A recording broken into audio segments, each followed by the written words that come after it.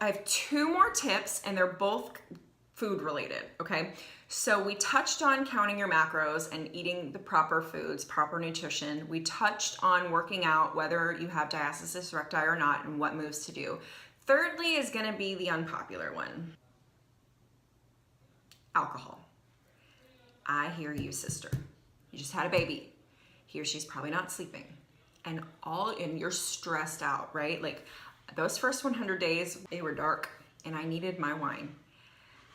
But if your goal is to lose weight, I'm not saying cut alcohol because I'm not crazy, but you do really, really, really need to limit it.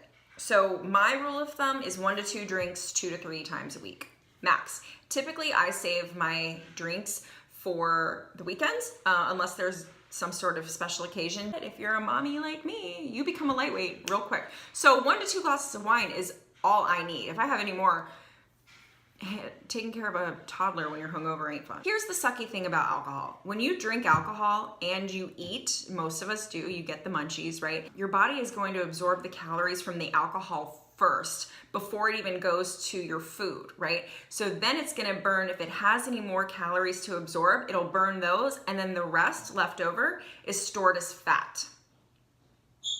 So that sucks. Drinking alcohol makes it harder for your body to burn fat. It's called lipid oxidation, and it truly slows your body down from burning fat. Okay? So I just want to repeat that again. You just worked out. You just had an intense workout. You're sweaty. You want to reward yourself because your kid didn't nap all day. Okay, 1 glass of wine, maybe 2. But what I try and do is do an audit in my mind of planning out my week. This week, for instance, we're gonna go out of town from Friday to Monday. It's Easter weekend, so we're going out of town. I'm probably gonna have a glass or 2 of wine each day.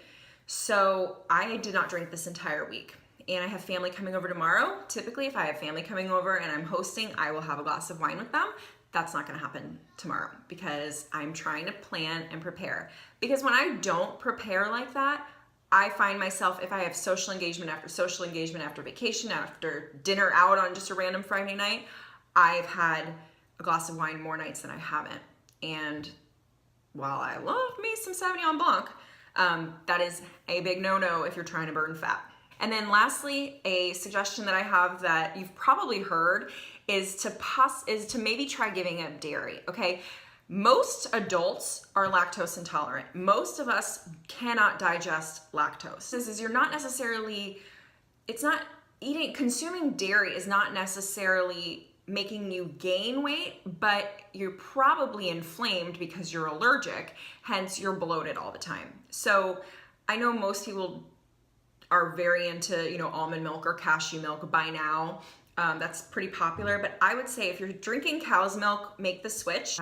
It's got less calories, less carbs, less fat. It tastes good, so it's worth a try. A lot of people go and have Greek yogurt as a snack. I'm not saying that's not a good snack. It's a great snack, but it might be making you bloated. So what I would suggest is try giving dairy up for 30 days. Just see what happens. See how you feel. Replace the yogurt with like hummus and veggies or an apple and peanut butter. If you're going out to dinner, maybe don't split that flatbread or don't order that pizza or don't order that cheeseburger. Maybe order the burger without a bun and no cheese and just get extra condiments. Just try it. You might be surprised at what you find. Thank you so much for watching my tips on how to achieve a flat stomach after having a baby.